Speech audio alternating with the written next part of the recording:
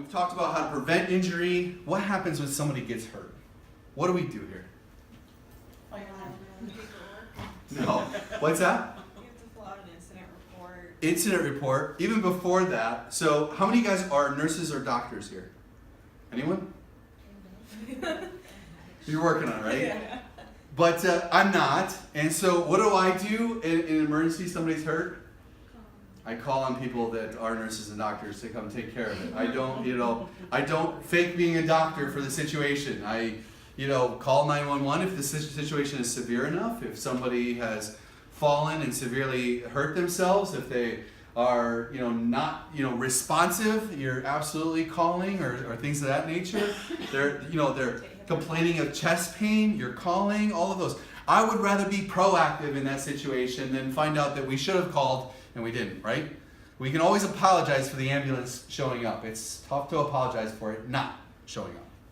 So very, very important from that perspective. Yes, we also fill out an incident report. If you're a manager, you'll go through training on how to do that. If you're not, you go seek out your manager about this situation, and an incident report needs to be filed. That includes if a guest gets hurt. So you hear about a guest getting hurt, we fill out an incident report on there, and that's just to protect ourselves, because a lot of times when people are looking into these matters, it's 2-3 months down the road, and we're sitting there scratching our heads going, what the heck happened? I don't even remember this, right, Haley? Right? You're sitting, Haley has to handle a majority of these. I don't even remember that anymore. So the incident report gives us that vehicle to document the situation. So we're in the moment, we're writing it all down, and we're going, yep, that's what happened, on there. Very, very important. And so, and sometimes we'll, ask you for witness statements and things that, I know it's a pain, but it's very important to our process to make sure our guests are well taken care of, to make sure you guys are well taken care of, across the board. So, Especially for workers' comp. Workers' comp, yeah, that's it. The incident report, yes, we use it for workers' comp, we use it for other means throughout the hotel. From a workers' comp perspective, it's important to fill that out too, because it's tough to know what happened, and sometimes when Haley doesn't get an incident report, and then all of a sudden one of you comes in and goes, hey, 6 weeks ago I hurt my back.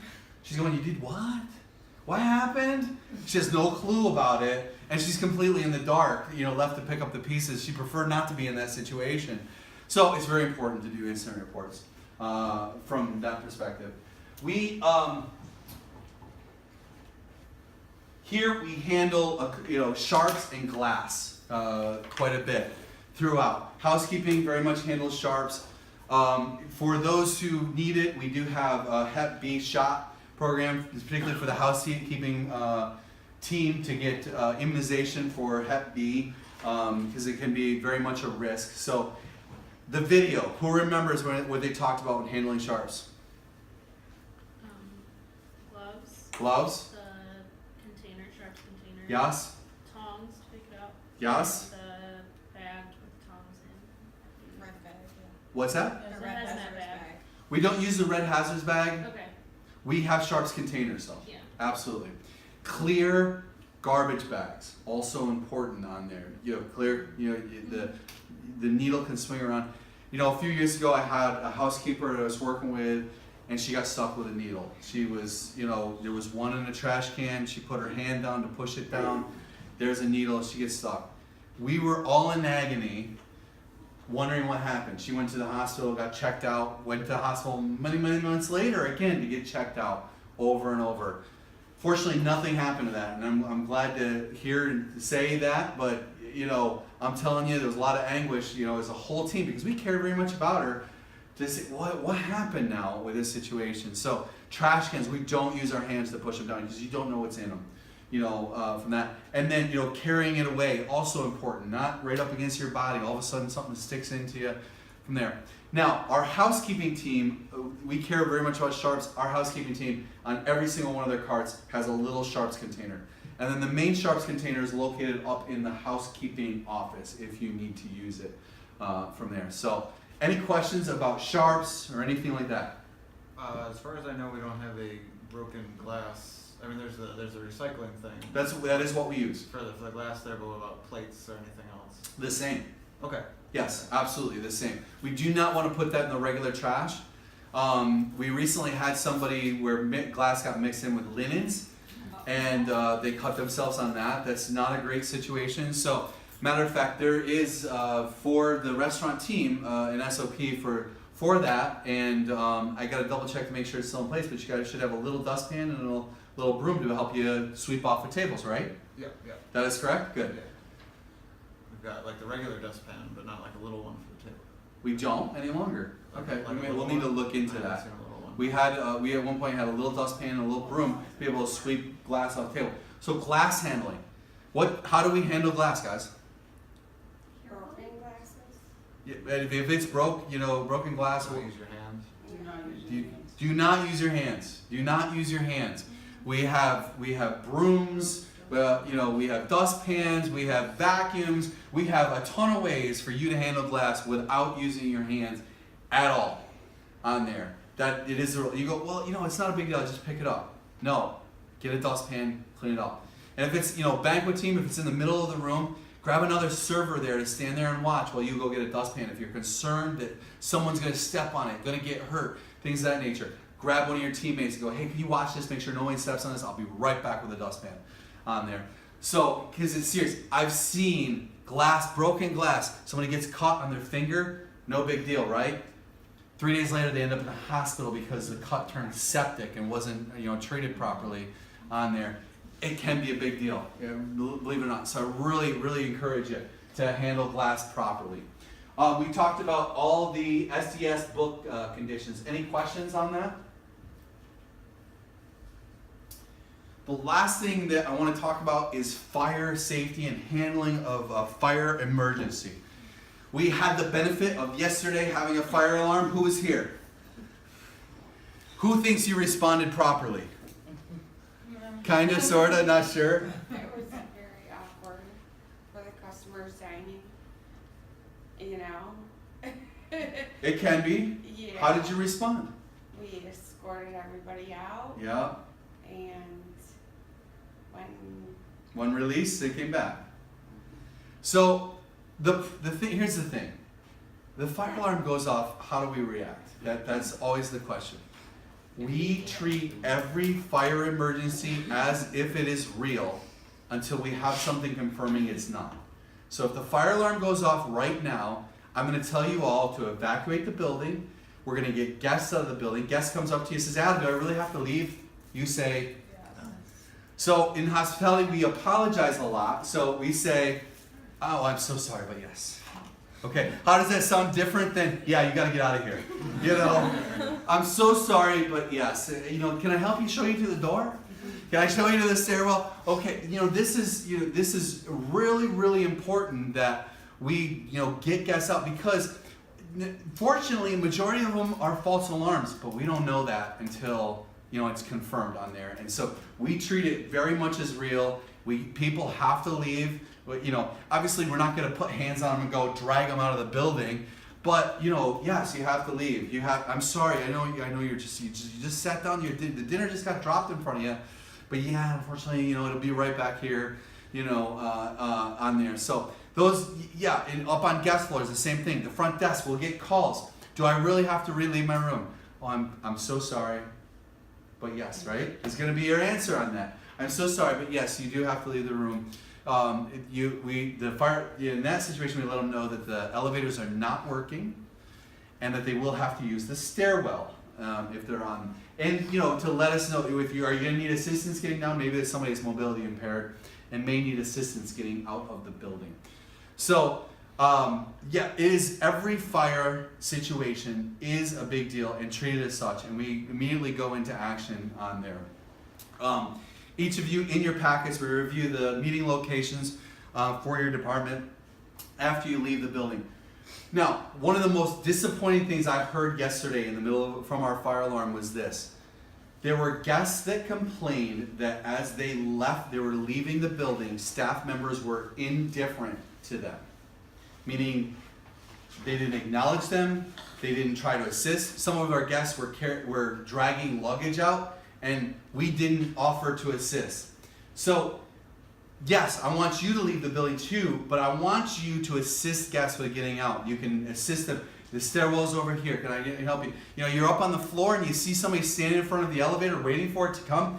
It's not coming. So you just say, listen, this, you know, ma'am, the stairwell's right over here. I can help you get over to it and get down. And if they got a bag to carry, you can give them assistance. Our hospitality does not go out the window in the middle of a fire alarm. We still, so you hear me saying, when we say to the guests, I'm so sorry, but yes, you do have to leave. You know, yes, you know, because we want to still practice good hospitality. That means helping people if necessary as we're leaving ourselves. That means greeting people. We still practice the 5-10 rule, you know, in the middle of that. So you're still saying hi, you're still, you know, you can even say, yo, I'm so sorry this is happening. You can be apologizing as you're walking out the door with them, you know, and because they're not having a great time either. They're paying to be here and we just kicked them out of the building. So we need to, everyone here, practice good hospitality at all times. And as I said, in one circumstance we were dealing with yesterday, the guest was carrying out luggage and they specifically said they saw at least half a dozen staff members and not one person offered to help them at all. And I go, wow, that's amazing here at Woodcliff that that would actually happen. So practice good hospitality in the middle of it. So as we're talking about fire emergencies, each of you in your books, as I said, there's a departmental meeting space. That's so that we care very much about you. We've been talking about that here for the past hour. We want to know if you're on the schedule, are you safely out of the building? And if not, we're going to be, you know, where do we go looking for you? You know, because we want to be able to, you know, account for everyone to make sure everyone is safe and taken care of in the middle of it. So also on, you know, fire alarm safety, as I noted, elevators come to the basement level. They open up and they do not move. And that's a standard practice. So you'll end up with a lot of people in the lobby later waiting to use the elevator to go up. But you know, that's for safety that they do not move. We encourage. If somebody was in the elevator when It opens the doors. It goes right to the somebody was in the elevator when the alarm went off, it would just bring them to It drops all the way to the basement and opens the doors, Okay. and it will not go anywhere. Okay. So On it that. wouldn't just When it closes out. It wouldn't It just doesn't leave close. They actually somebody sit in there the right there with the elevator? doors open, and so it's not like you have to worry about I'm not going to get out of this thing. It sits there right with the It doors would open. bring them to the ground level and Yep. the basement level. That's correct. So important part of this whole situation. Where do guests go as it relates to going outside? We encourage guests to go out to the parking lot. Can anybody answer why that might be? The fire trucks. need That's to go to correct. the front, 'cause They need to yesterday- get access. We are in an emergency state. They need to get access.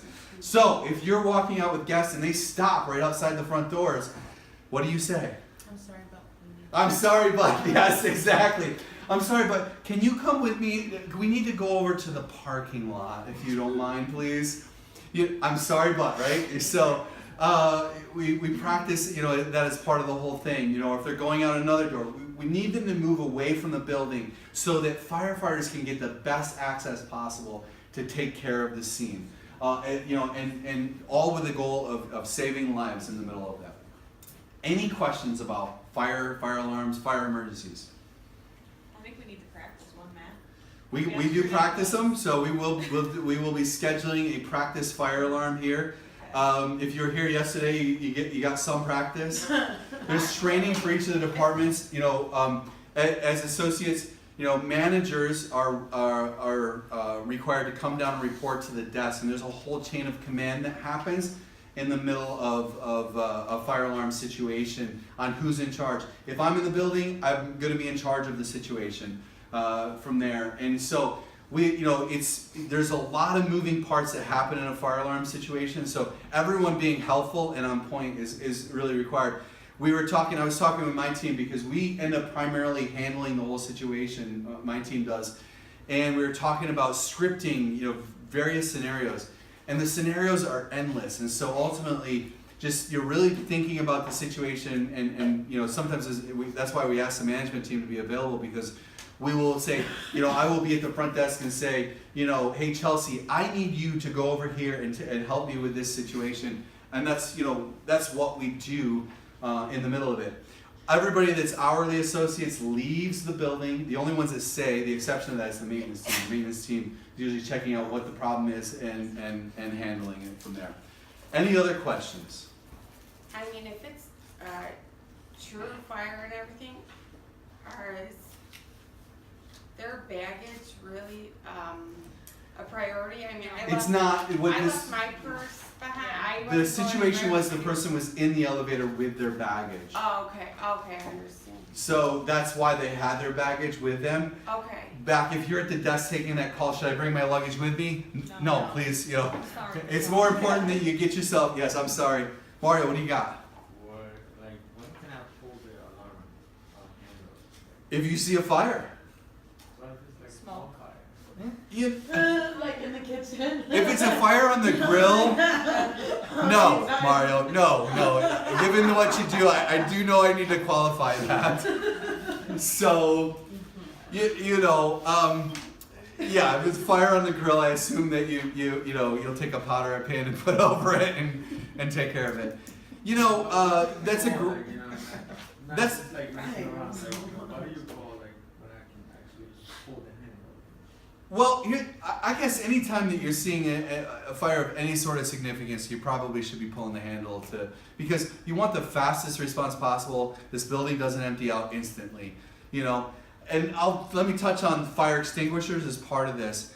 I really encourage people that, you know, use a fire extinguisher if the fire is the size of a trash can or smaller. Okay?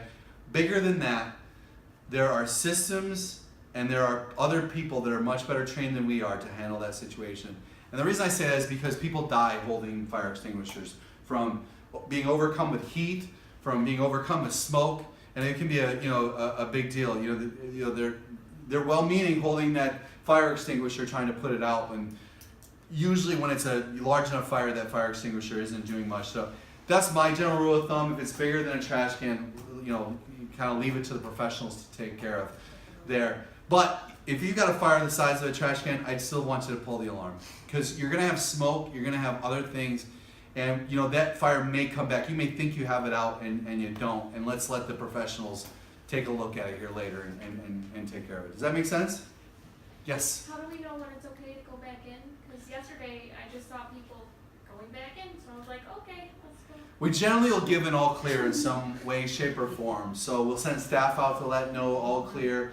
And you gotta be patient. So sometimes people are going back in maybe when they shouldn't be. Yeah. Just because the alarm's silent doesn't always mean that the building's clear. We're still working through, the priority is taking care of this situation. So sometimes at that point, all the people standing out in the parking lot become secondary.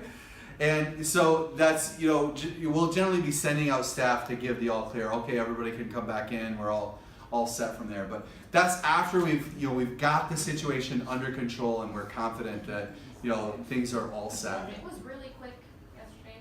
I mean, They identified the problem very quickly, and you know, ultimately, we've got guests eating breakfast. We want to, you know, we're trying to once we determine it's safe, we're trying to disrupt the guests as little as possible. We go back into, you know, full guest service mode at that situation. Does that make sense? yeah, I was going to grab my client, and I was only like 5 minutes late for the session, but it was okay. Yeah, it worked out. Cool. Anything else? Okay, so just if you do pull a fire alarm, because you know there are fires, make sure you let the front desk know, because the firemen are gonna go to the front desk first and foremost to see where the fire is. So make sure that if you do pull it, to let the front desk know so they can tell them. Pick up a house phone, call down, Yeah. do something along those lines. Front desk becomes a command center, and so I will be, if I'm here, I'm at the front desk because I want to hear what's going on, what's happening, who's calling down for what. So you can pick up a house phone. If no one answers, pick up, call right back, pick up, call right back. Or as you're exiting the building yourself, you can swing by and let someone know where it is. So the best information possible is, you know, helps us take care of it as quickly as possible in that scenario. I think, yes, you've been great. Thank you so much. I really appreciate your time. Any questions for me? Covered it all, huh? Well, thank you. Very interactive and wonderful to work with on there. So safety is a priority, as we've talked about. We treat it very seriously. Very proud of the fact, year over year, over the past 3 years, we've reduced our number of incidents. We not only reduced our number of incidents, we've, the past couple of years, almost eliminated major incidents, meaning people that are, badly hurt and missing days and days or weeks of work. on there, and it's all due to you guys taking on that partnership role and really, taking ownership of each other, out of safety, and making sure that we're safe.